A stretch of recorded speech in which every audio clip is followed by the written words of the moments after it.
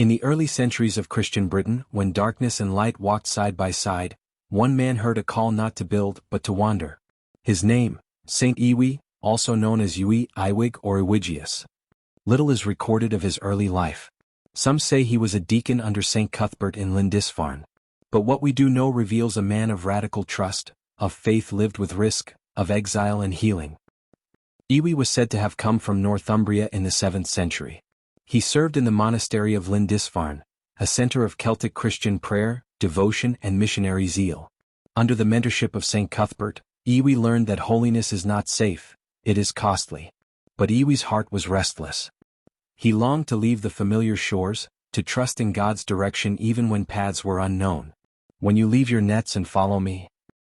Iwi embraced the Celtic ideal of peregrinatio pro Christo, exile for the love of Christ. He boarded a simple ship, knowing not his destination. When the winds led him to Brittany, he did not curse the unknown, he made it home. There he established himself as a hermit. He lived in prayer, solitude and service, ministering to the people, healing the sick and giving what little he had. He did not return to his homeland. His life was now between two shores, the life he left behind and the new land that welcomed him. What is God calling you to leave behind, for his greater mission? Though records are sparse, Iwi's reputation for healing spread. After his death, thought to be around the year 704, Breton monks carried his relics toward England.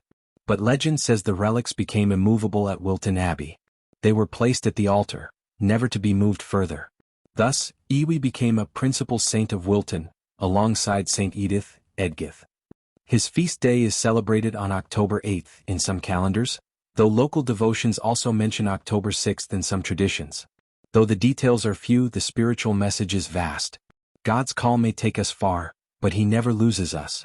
A saint may be hidden, yet still speaks through relics, prayer and memory. Let us draw from Iwi's life 4 spiritual lessons for our souls today. 1. Trust in divine guidance. Iwi stepped onto a ship with no guarantee. But God commanded the sea. Sometimes God asks us to sail without maps. 2. Embrace exile. The call to leave is not always physical. We may be called to exile from comfort, pride, or certainty. 3. Serve the unknown. In Brittany, Iwi served without fame. He didn't wait for glory, he served in the trenches of life. 4. Let relics anchor our faith. Even when relics become immovable, they anchor a community's faith, symbol of God's presence made tangible. Do not fear, for I have redeemed you, I have called you by name, you are mine. Isaiah 43 verse 1. Saint Iwi exiled for Christ. You sailed unknown seas, and made your home in foreign land. Intercede for us when we face uncertainty, when we must leave behind what we know, that we may cling only to Christ. Heal the sick, comfort the lonely, guide lost souls to your Lord. May your relics, immovable in Wilton, speak a word to our hearts. God is faithful. He will not abandon you. Litany. Saint Iwi, holy exile, pray for us. Saint Iwi, hermit in Brittany, pray for us. Saint Iwi, healer of souls, pray for us. Thank you for journeying with the saint's path into the quiet, powerful life of Saint Iwi.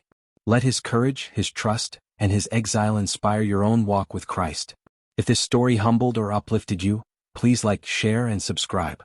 Let the hidden saints shape your heart. This is the saint's path.